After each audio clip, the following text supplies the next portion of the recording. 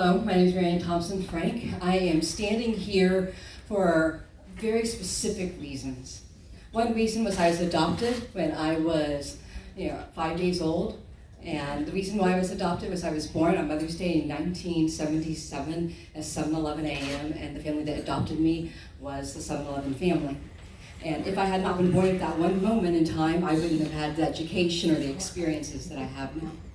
And that's really important to share with you because my work as a humanitarian has largely been conscious capitalism, social responsible investing, from coming from a business family, but also with philanthropy. My organization, the Memnosyne Institute, we have work that we've done around the world. We have an international chapter in Japan, Israel, Palestine. We have it in Mexico where we have 2 campuses, and we're about to build a campus in downtown Dallas. But all of this, including the fact one of our programs, Food Source DFW, is the #1 initiative fighting food waste in the nation, in the US. All of these things, and I could go on and on and on and on, wouldn't have happened if I had been given a chance to be here in this country with access to the medical care to help me get past my seizures, my migraines, my asthma, the things that kept me in the hospital as a kid. It wouldn't have happened if someone hadn't had the wherewithal to teach me how to speak so I could say crown and crayon, even though I can't hear the difference. And now I've gone around and spoken in the House of Lords and the White House here at the UN and so many other places. None of this would have happened if I hadn't been given an opportunity to reach my highest. And the reason why I share that is because there's all these different things, and I'm so happy to hear people talk about, oh, let's stand up for peace, let's stand up for unity. And I'm very happy to hear this in our country. But when Kunal asked me to come and talk about peace, I told him that I wasn't going to come with the happiest message. And he said, that's okay, I want you to come with the truth.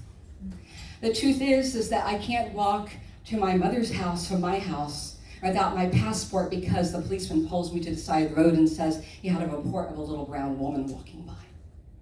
And I had to prove that I was an American citizen. That is what's happening to people that look like me in this country. That means people who are Native American, people that are Hispanic, Latino, people that are Southeastern Asian. This is what is our reality right now.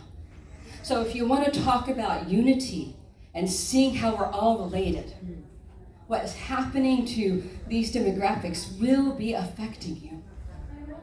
We must look at each other and recognize our common humanity. We must look at each other and recognize that each of us has equal potential to contribute to the whole.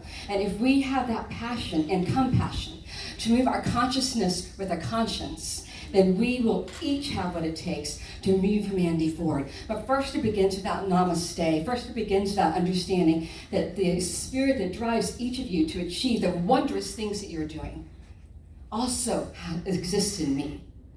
I was walking here in Manhattan not too long ago, and I met this man who was on the street. His name's Julian Andre. And I took the time to listen to him. Someone that people walk by all the time. And instead I found out he has multiple degrees, translates languages into so many different things, and now I'm using him to translate projects around the world. Brilliant man. But people didn't see him because his feet had been chopped off. And Haiti had been given a more difficult time in maintaining their visas in this country. So they didn't see him. And my hearing loss, which kept me from always understanding other people, the fact that I could read lips suddenly helped me understand a man who had had his teeth bashed in.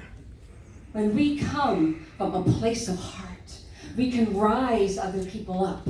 When we come from a place of humility, we can learn and help each other move forward. So my vision for peace in the future starts very simple. Like all of you, I'm involved in many technological things, many social responsible investment things, and I can talk to you all about almost everything that everyone's talked about. And I greet you and I look forward to collaborating with you. But unless we first begin with our conscience that says, if you are hungry, then I am hungry. If you are cold, then I am cold. What you are doing, how you are existing, is my concern because you are me.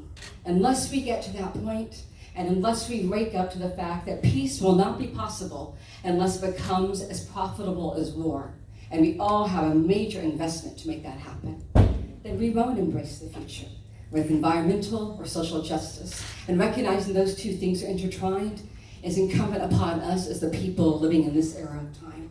Unless we do that, we will hopefully be having the same conversation 100 years from now. But if we don't want to, that's going to happen in two ways. We either change it by changing ourselves and our consciousness, or we walk away and there will not be a tomorrow.